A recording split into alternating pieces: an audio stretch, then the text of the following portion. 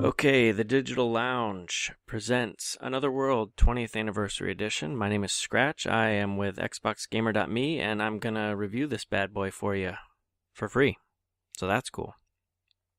Basically, this game was created by Eric Chahi back a long time ago in the 90s, and it released just recently on Xbox One on June 25th. So with all that in mind, let's get started. Basically, the story revolves around this guy named Lester. As you can see, he's headed here down into his secret underground lair. He used to be an adventurer like me. That'll make sense in a minute.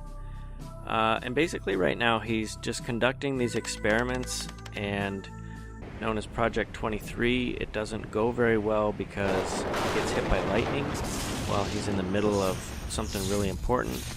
And since this particle accelerator pretty much points right at his desk, he finds himself transported to another world.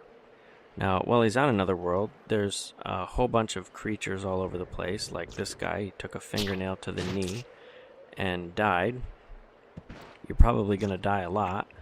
But these creatures are all over, and then you meet these guys here, and you kind of try to wave to them, and they're like just kind of giving you the look, and then they shoot you.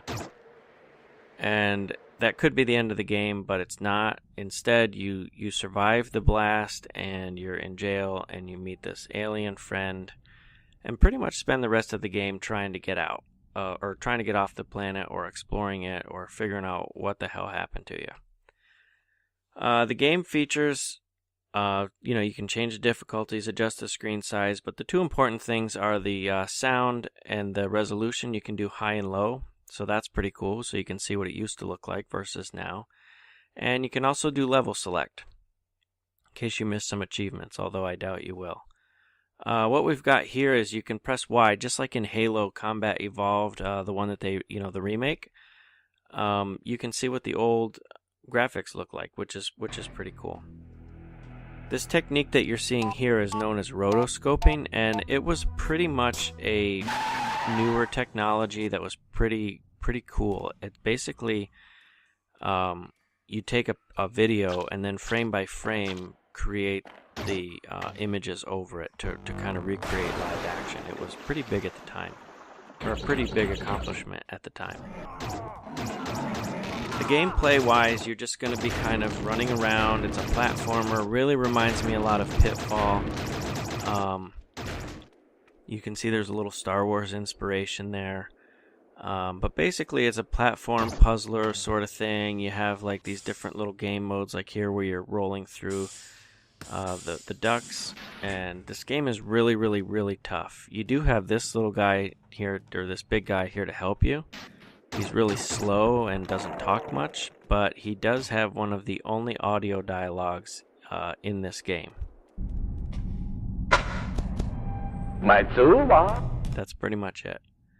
The guy that's laying there underneath the cage, I think he yells at you too, but basically the achievements for the game are pretty easy. As you can see, I'm grabbing 100 gamer score for just standing here, and pretty much the rest of the game you're going to get that as well. The platforming can be pretty tough. It's going to take you a while, but you'll nab all 1001 playthrough. I have a 20-minute video that's it takes me 20 minutes to go through it, but really it took like a couple of hours to film because I just kept like doing what I'm doing here. These are some of my outtakes from that walkthrough video because I died a lot. There's actually an achievement for it, and I didn't get very far before I got it, if that tells you anything. This game definitely sticks to its roots.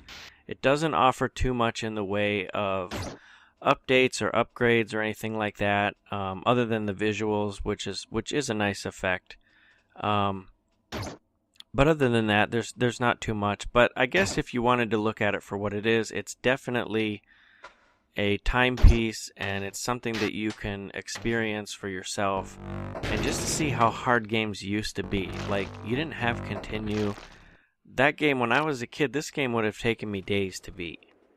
And I was a little rusty on my old school skills. But all in all, it's a really good game.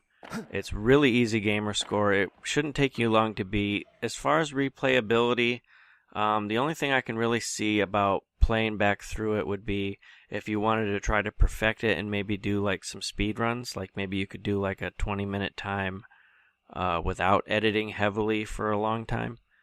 But that's pretty much it. It definitely has that old school feel. So if you like games like that, then this is the game for you. It's not a Call of Duty, obviously. It's not gonna, it makes no attempt to be something that it's not, which I found kind of refreshing, and maybe you will too. So if anything else, you can grab another 1,000 gamer score. That really bumps it up my list, So I would give this game, for what it is, overall a 7 out of 10. It was a little bit hard. The controls are a little bit touchy. They're a little too old school. I would like to see that touched up maybe a little bit, but it is what it is, and you can't blame it for that, I guess. So thanks for watching, and if you have any questions or want to leave a comment, that would be really cool. Subscribe. Check out our website, xboxgamer.me. For more, and we'll have more of these reviews coming up soon in the future. We have written reviews, and video reviews is what my thing is. So thank you, and I will catch you next time.